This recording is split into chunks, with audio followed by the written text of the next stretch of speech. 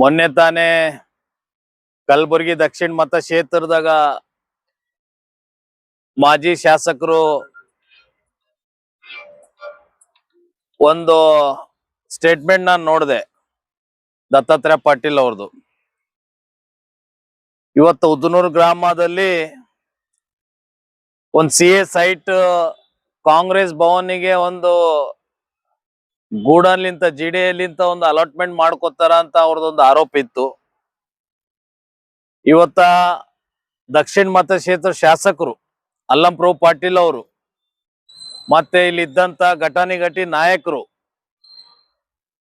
ಇವತ್ತು CA site ಅಂದ್ರೆ ಇವತ್ತು ಒಳ್ಳೆ ಒಂದು ಸೊಸೈಟಿ ಕೊಡ್ಬೇಕು, ಒಂದು ಎಜುಕೇಶನ್ ಕೊಡ್ಬೇಕು, ಕೆಲವು ಆಶ್ರಮಗಳಿಗೆ ಕೊಡ್ಬೇಕು, ಒಂದು ಯಾವ್ದಾರ ಒಂದು ಸಮಾಜ ಸೇವೆ ಮಾಡಕ ಅಂತ ಅವಕಾಶಕ್ಕೆ ಒಂದು CA ಸೈಟ್ ಅನುಕೂಲ ಮಾಡಿಕೊಡ್ಬೇಕು. ಸರ್ಕಾರ ಆಗ್ಲಿ, ಇಲ್ಲಿದ್ದಂತ GDA ಕಮಿಷನರ್ ಅವರಾಗ್ಲಿ, DC ಅವರಾಗ್ಲಿ. ಇವತ್ತ ಒಂದು ಕಾಂಗ್ರೆಸ್ ಭವನ್ ಅಂದ್ರೆ ಏನಿದು ಗೊತ್ತಾಗ್ತಾ ಇಲ್ಲ. ಇವತ್ತು ನಾನು ನೋಡಿದೆ, ಈಗ ಇಡೀ ರಾಜ್ಯದಾಗ ಕೆಲವು ಜಿಲ್ಲೆನಲ್ಲಿ CA ಸೈಟ್ ಕಾಂಗ್ರೆಸ್ ಭವನ್ ಅಂತ ತಗೊಂಡಿದ್ದಾರೆ. ಮತ್ತೆ ಕಲಬುರಗಿ ದಕ್ಷಿಣ ಮತಕ್ಷೇತ್ರದಾಗ ಉದ್ದನೂರು ಗ್ರಾಮ ವಿಲೇಜ್ ಹತ್ರ ಅಲ್ಲಿ ಒಂದು CA ಸೈಟ್ ಒಂದು ಇದು ಮಾಡ್ಕೊಂಡಿದಾರ ಅಂತ ದತ್ತಾತ್ರೇಯ ಪಾಟೀಲ್ ಅವ್ರದ್ದು ಆರೋಪ ಇದೆ. ಇಮಿಡಿಯೇಟ್ ಅದು ನಿಲ್ಸ್ಬೇಕು. ಇವತ್ತು GDA ಕಮಿಷನರ್ ಆಗ್ಲಿ, ಚೇರ್ಮನ್ ಸಾಹೇಬರಾಗ್ಲಿ, ಜಿಲ್ಲಾ ಅಧಿಕಾರಿಗಳಾಗ್ಲಿ, ಇಲ್ಲಿದ್ದಂತ ಉಸ್ತುವಾರಿ ಮಂತ್ರಿಗಳಾಗ್ಲಿ, ಇವತ್ತು ಪ್ರೈವೇಟ್ ಒಂದು ಕಾಂಗ್ರೆಸ್ ಭವನ್ ಅಂದ್ರೆ ನಾಳೆ BJP ಭವನ, JDS ಭವನ್ ಅಂತ ನಾವು ಬಿ ಮತ್ತೆ ಅಪ್ಲೈ ಮಾಡ್ತಾವ, ಮತ್ತೆ ನಮೂನು ಕೊಡ್ರಿ. ಯಾಕಂದ್ರೆ ಇವತ್ತು ಕಾಂಗ್ರೆಸ್ಸಿಗೆ ಅಷ್ಟಿಗೆ ಕಾನೂನು ಅವರಿಗೆ ಲಾಗು ಇಲ್ಲಲ್ಲ, ಇವತ್ತೆಲ್ಲಾ ಪಕ್ಷದವರಿಗೆ ಲಾಗು ಇದೆ. ಇವತ್ತು BJP-ದವರಿಗೆ ಭವನ್ ಮಾಡಕ್ ಕೊಡಿ, ನಮ್ಗೂ JDS ಭವನ್ ನಾವು ಮಾಡ್ತೇವೆ. ನಾಳೆ ಒಂದು ಅಪ್ಲಿಕೇಶನ್ ಹಾಕ್ತೇವೆ ನಾವು, ಕೊಡಿ. ನಮ್ಗೆ ಕೊಡಲ್ಲ ಅಂದ್ರೆ ಇಮಿಡಿಯೇಟ್ ಅದು ನಿಲ್ಸ್ಬೇಕು. ದಕ್ಷಿಣ ಮತಕ್ಷೇತ್ರ ಶಾಸಕರು ಇದ್ರಿಗೆ ಬಹಳಷ್ಟು ಕುಸ್ತಿ ಆಡಿ ಒಂದು ಕಮ್ಮಿ ಬಜೆಟ್ ನಲ್ಲಿ ಅದು ಸರ್ಕಾರ ಕ್ಯಾಬಿನೆಟ್ ನಲ್ಲಿ ಒಂದು ಅಲಾಟ್ಮೆಂಟ್ ಮಾಡ್ಕೊಂಡು ಬರ್ತಾರೆ. ನೋಡಿ, ಅದು 5% ಆಗ್ಬೋದು, 10% ಆಗ್ಬೋದು. ಆಕ್ಚುಲಿ ಬಹಳ ಜನ ಕಲಬುರಗಿ ಜಿಲ್ಲೆನಲ್ಲಿ CA ಸೈಟ್ ಏನ್ ನಡೆಸ್ತಾ ಇದ್ದಾರೆ. ಕೆಲವರು ಯಾವ ಉದ್ದೇಶಪೂರ್ವಕವಾಗಿ ತಗೊಂಡಿದ್ದಾರೆ ಮತ್ ಯಾವ ಉದ್ದೇಶಪೂರ್ವಕವಾಗಿ ನಡೆಸ್ತಾ ಇದ್ದಾರೆ.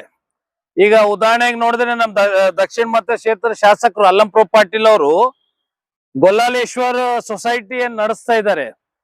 ಅಲ್ಲಿ ಟೀಚರ್ ಟ್ರೈನಿಂಗಿಗೆ ಮತ್ತೆ ಕನ್ನಡ ಮೀಡಿಯಂ ಮಾಧ್ಯಮ ಶಾಲೆ ಅಂತ ಅಲ್ಲಿ ಒಂದು CA ಸೈಟ್ ಅವರಿಗೆ ಹಂಚನೆ ಆಗ್ತದೆ. CA ನಮ್ಮ GDA ಕಡೆಯಿಂದ ಇವತ್ತು ಅವ್ರು ಏನ್ ನಡೆಸ್ತಾ ಇದಾರೆ, ನಲಂದ PU ಕಾಲೇಜಿಗೆ ಲೀಸ್ ಮೇಲೆ ಕೊಟ್ಟು ಹಣ ಲೂಟಿ ಮಾಡ್ತಾ ಇದ್ದಾರೆ. ಇದ್ರ ಮೇಲೆ ನಾವು ಗಂಭೀರವಾಗಿ ನಾನು ಹೋರಾಟ ಮಾಡಿದ್ದೀನಿ. ಇದಕ್ಕ ಇಲ್ಲಿದ್ದಂತ ಅಧಿಕಾರಿಗಳು, ಇಲ್ಲಿದ್ದಂತ ಸರ್ಕಾರನಲ್ಲಿ ಅಧಿಕಾರಿಗಳು, ಇವರು ಯಾವ ರೀತಿಲಿ ಅದ್ರ ಮೇಲೆ ಕಾನೂನು ರೀತಿಯಲ್ಲಿ ಕ್ರಮ ತಗೊಂಡಿಲ್ಲ. ಅದಷ್ಟೇ ಪೆಂಡಿಂಗ್ ಆಗಿ ಉಳಿದಿದೆ. ಅದೇ ತರ ಕಲಬುರಗಿ ಜಿಲ್ಲೆಯಲ್ಲಿ ಕೆಲವರು ಜೆನ್ಯೂನ್ ಆಗಿ ನಡೆಸೋರಿಗೆ CA ಸೈಟ್ ಹೋಗಿ ಕೇಳಿದ್ರೆ ಅವ್ರಿಗೆ ಅವಕಾಶ ಮಾಡಿಕೊಡ್ತಾ ಇಲ್ಲ. CA ಸೈಟ್ ಏನಾಗ್ತಾ ಇದೆ, ಇಲ್ಲಿ ಯಾರು ಹೆಚ್ಚಿಗೆ ಇನ್ಫ್ಲೂಯೆನ್ಸ್ ಹಚ್ತಾರೆ, ಅಲ್ಲಿನೇ ಒಂದು ರಾಜಕೀಯ ನಡೀತಾ ಇದೆ. ಅದಕ್ಕೆ ಒಳ್ಳೆ ಜನ ನಡೆಸೋರಿಗೆ ಅವಕಾಶ ಮಾಡಿಕೊಡ್ರಿ ಅಂತ ನಾನು ಇವತ್ತು ಮಾಧ್ಯಮ ಮುಖಾಂತರ ಇವತ್ತು ಕಲಬುರಗಿ ಜಿಲ್ಲಾ ಉಸ್ತುವಾರಿ ಸಚಿವರಿಗೆ ಮತ್ತೆ DC ಸಾಹೇಬರಿಗೆ ಮತ್ತೆ ಇದು GDA ಕಮಿಷನರ್ ಅವರಿಗೆ ಒಳ್ಳೆ ಒಂದು ಟ್ರಸ್ಟ್ ನಡೆಸೋರಿಗೆ ಅವಕಾಶ ಮಾಡಿಕೊಟ್ರೆ ಬಹಳ ಒಳ್ಳೇದಂತ ನಾನು ಹೇಳಕ್ ಇಷ್ಟಪಡ್ತೀನಿ. ಅದೇ ಆಗ್ಬಿಟ್ಟಿದೆ. ಈಗ 4-5 ಫೈಲ್ ನಾನು GDA ನಲ್ಲಿ ಸ್ವಲ್ಪ ಕೇಳ್ಕೊಂಡೆ. ನಾನು 10% ದುಡ್ಡು ಕಟ್ಸ್ಕೊಂಡು ಕೆಲವರಿಗೆ ಅಲಾಟ್ಮೆಂಟ್ ಮಾಡಿದ್ದಾರೆ ಅಂತೆ. ಮತ್ತೆ ಘಟಾನುಘಟಿ ರಾಜಕೀಯಗಳು ಅವ್ರು ಮಾಡ್ಕೊಂಡಿದ್ದು, ಪ್ರೈವೇಟ್ ದವ್ರು ಯಾರು ಮಾಡ್ಕೊಂಡಿಲ್ಲ.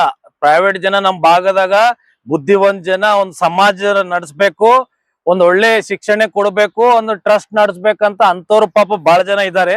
ಅಂತವ್ರಿಗೆ ಅವಕಾಶ ಸಿಗ್ತಾ ಇಲ್ಲ. ಅವ್ರ ಅಪ್ಲಿಕೇಶನ್ ಹಾಕಿದ್ರೆ ಮೀಟಿಂಗ್ ನಲ್ಲಿ ಅಪ್ಲಿಕೇಶನ್ ಇಡಲ್ಲ, ಮತ್ತೆ ಅದು ಎಲ್ಲೋ ಒಂದ್ ಕಡೆ ರಿಜೆಕ್ಟ್ ಮಾಡ್ತಾರೆ. ಹಂಗಾಗಿ ಕೆಲವು ರಾಜಕೀಯ ಇನ್ಫ್ಲೂಯೆನ್ಸ್ ಸರ್ಕಾರದಾಗ ಇದ್ದವ್ರು, MLA-ಗಳು, ಎಕ್ಸ್ ಮಿನಿಸ್ಟರ್ಗಳು ಅಂತವ್ರು ಮಾಡ್ಕೊಂಡು ಬಂದಿದ್ದಾರೆ ಅಂತ ಸುದ್ದಿ ಇದೆ. ಇವತ್ತು ಅದು ಇಮಿಡಿಯೇಟ್ ತಡೆಪಡಿಸ್ಬೇಕು, ನಿಲ್ಸ್ಬೇಕು. ಯಾಕಂದ್ರೆ ಇಲ್ಲ ನಾಳೆ ಮತ್ತೆ BJP ಭವನ, JDS ಭವನ್ ಸಲಗ ನಾವು ಅಪ್ಲಿಕೇಶನ್ ಹಾಕೋದ್ ಪಕ್ಕ. ಯಾಕಂದ್ರೆ ನಾವು ಬಿ ನಮ್ಗೂನು ರೈಟ್ಸ್ ಇದೆ. ನಮ್ ಪಕ್ಷನು ಇವತ್ತು BJP ಪಕ್ಷ ಇವತ್ತೊಂದು ಕೇಂದ್ರ ಮಟ್ಟದಾಗ ಅವ್ರನ್ನು ಇದ್ದಾರೆ, ನಾವು ಬಿ ಇದ್ದು. ಅದಕ್ಕ ನಮ್ಮನ್ನೊಂದು ಅವಕಾಶ ಮಾಡ್ಕೊಳ್ಳಿ. ಇಲ್ಲಿದ್ದಂತ ಸರ್ಕಾರ, ಇಲ್ಲಿದ್ದಂತ ಅಧಿಕಾರಿಗಳು. ಇವತ್ತು ಕಾನೂನು ಕಾಂಗ್ರೆಸ್ಸಿಗೆ ಅಷ್ಟೇ ಇಲ್ಲಲ್ಲ, ಬೇರೆ ಪಕ್ಷದವ್ರಿಗೆ ಕಾನೂನು ಇದೆ. ಅದಕ್ಕೆ ದಯಮಾಡಿ ಅದು ನಿಲ್ಸ್ಬೇಕು. ಇಲ್ಲಾಂದ್ರೆ ಮುಂದಿನ ದಿನದಾಗ ನಾವು ಮತ್ತೆ ಒಂದು ಭವನ್ ಸಲಗ ಆಗ್ತೋ. ಇಲ್ಲಿದ್ದಂತ ಅಧಿಕಾರಿಗಳು, ಇಲ್ಲಿ ಇದ್ದಂತ ಮಂತ್ರಿಗಳು ನಮ್ಗೆ ಅವಕಾಶ ಮಾಡ್ಕೊಡ್ರಿ. ನಮ್ ಭವನ್ ಸಲಗ JDS ಭವನ್ ಮಾಡ್ತೋ, ಬಿಜೆಪಿ ಭವನ್ ಮಾಡ್ತೋ. ಇವತ್ ಮತ್ ನಮ್ ದಕ್ಷಿಣ ಮತಕ್ಷೇತ್ರ ಶಾಸಕರು ಮೊನ್ನೆ ವಿಧಾನಸೌಧದಾಗ ನಾನ್ ನೋಡಿದೆ, ಅಲ್ಲಂಪ್ರಭು ಪಾಟೀಲ್ ಸಾಹೇಬ್ರೆ ಎದ್ದೇಳ್ರಿ ಅಂತ ನೀವು ಶಾಸಕರಿಗೆ ನೆಬ್ಬಿಸ್ತಾ ಇದ್ರಲ್ಲ. ಇದು ನೀವು ವಿರೋಧ ಪಕ್ಷದಾಗ ಇಲ್ಲ, ನಿಮ್ ಸರ್ಕಾರ ಇದೆ. ಕುಮಾರಸ್ವಾಮಿ ಅವರು ಮುಖ್ಯಮಂತ್ರಿ ಇದ್ದಾಗ 25,000 ಕೋಟಿ ರೂಪಾಯಿ ರೈತರ ಸಾಲ ಮನ್ನಾ ಮಾಡಿದ್ರು. ಅಲ್ಲಂಪ್ರಭು ಪಾಟೀಲ್ ಸಾಹೇಬ್ರೆ ನಿಮ್ ಗಮನಕ್ಕಿರ್ಲಿ. ನೀವು ಮಾತೆತ್ತಿದ್ರೆ ಕೇಂದ್ರ ಸರ್ಕಾರಕ್ಕೆ ಟಾರ್ಗೆಟ್ ಮಾಡ್ತೀರಿ. ಯಾವಾಗ ಕುಮಾರಸ್ವಾಮಿ ಸಾಹೇಬರು 25,000 ಸಾಲ ಮನ್ನಾ ಮಾಡಿದ್ದಾರೆ, ಅವ್ರು ಎಂದು ಕೇಂದ್ರ ಸರ್ಕಾರ ಮೇಲೆ ಡಿಪೆಂಡ್ ಆಗಿ ಇಟ್ಟು ಮಾಡಿಲ್ಲ. ನಿಮ್ದೇ ಸರ್ಕಾರ ಜೊತೆ ಅವರು NDA ಗಠಬಂಧನಲ್ಲಿ ಇದ್ದಿರು. 18ನಲ್ಲಿ ಮುಖ್ಯಮಂತ್ರಿ ಮಾಡಿದ್ರು ಕುಮಾರಣ್ಣಗ. ಇವತ್ತ ನಿಮ್ ಸರ್ಕಾರ ಇದೆ, ನಿಮ್ ಮುಖ್ಯಮಂತ್ರಿಗಳಿದ್ದಾರೆ, ಪವರ್ಫುಲ್ ಮುಖ್ಯಮಂತ್ರಿ. ಅವ್ರ ಹತ್ರ ಯಾವ್ದು ಬಜೆಟ್ ಕಮ್ಮಿ ಇಲ್ಲ. ಅವ್ರ ಪ್ರೈವೇಟ್ ಇದ್ರಲ್ಲಿ ಇವತ್ತ ರೈತರ ಮೇಲೆ ನಿಮ್ಗೆ ಕಾಳಜಿ ಇದೆ. ಕಲ್ಯಾಣ ಕರ್ನಾಟಕದಾಗ ನಮ್ ಭಾಗದಾಗ ದಕ್ಷಿಣ ಮತಕ್ಷೇತ್ರದಾಗ ರೈತರಿಗೆ ಪರಿಹಾರ ಇಲ್ಲ. ಮಳಿ ಬಂದ್ರೆ ಎಷ್ಟೋ ರೈತರಿಗೆ ಬೆಳೆ ಹಾಕಕ್ ತೊಂದರೆ ಆಗಿದೆ, ಮಳಿ ಬಂದಿಲ್ಲ ಅಂತ.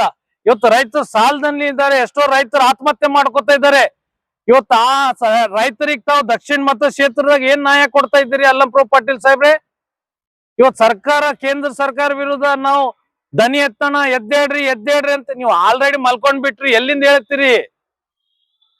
ನಿಮ್ಗೆ ದಕ್ಷಿಣ ಮತಕ್ಷೇತ್ರದಾಗ ರೈತರಿಗೆ, ಬಡವರಿಗೆ ಅವ್ರ ಪರವ ಏನ್ರೆ ನಿಮ್ ಕಾಳಜಿ, ಏನ್ರೆ ಅವ್ರ ಮೇಲೆ ಒಂದು ಪ್ರೀತಿ ವಿಶ್ವಾಸ ಇದ್ರೆ ನಿಮ್ ಸರ್ಕಾರ ವಿರುದ್ಧ ದನಿ ಎತ್ತಂತ ಕೆಲಸ ಮಾಡ್ರಿ. ಕೇಂದ್ರ ಸರ್ಕಾರಕ್ಕೆ ಟಾರ್ಗೆಟ್ ಮಾಡಕ್ ಹೋಗ್ಬೇಡ್ರಿ. ಯಾಕಂದ್ರೆ ಕಾಂಗ್ರೆಸ್ ಸರ್ಕಾರದಾಗ ರೈತರಿಗೆ ಏನ್ ಅನುಕೂಲ ಆಗಲ್ಲ. ಮುಗ್ದೋಗಿದೆ, 3.5 ವರ್ಷ ಖತಮ್ ಆಗಿದೆ. ನಿಮ್ಗೆ ಏನ್ರೆ ಬಾಳೆ ನಿಮ್ಗೆ ತ್ರಾಸ ಆಗ್ತಾ ಇದೆ.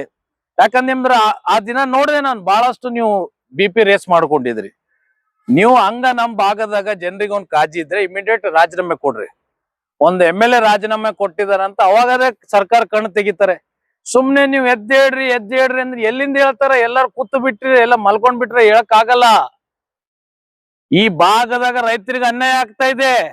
ನೀವ್ ಎಲ್ಲರ ವಿಧಾನಸೌಧದಾಗ ನೀರಿನ ಬಗ್ಗೆ ಆ ಬಗ್ಗೆ ಮಾತಾಡಿದ್ರೆ ಜನ ನಿಮ್ ಮೇಲೆ ಸಿಂಪತಿ ಹಾಕಲ್ಲ. ಆಲ್ರೆಡಿ ನಿಮ್ದು ಮುಗ್ದೋಗಿದೆ ಕತಿ. ಅದಕ್ಕ ದಯಮಾಡಿ ನಿಮ್ಗೆ ಏನ್ರೆ ಈ ಭಾಗದಾಗ ಈ ರೈತರಿಗೆ ಏನ್ರೆ ನಮ್ ದಕ್ಷಿಣ ಮತಕ್ಷೇತ್ರದಾಗ ಏನ್ರೆ ಒಂದು ಅನುಕೂಲ ಮಾಡ್ಕೊಡ್ಬೇಕಂದ್ರೆ ಇಮಿಡಿಯೇಟ್ ನೀವು ರಾಜೀನಾಮೆ ಕೊಡ್ರಿ.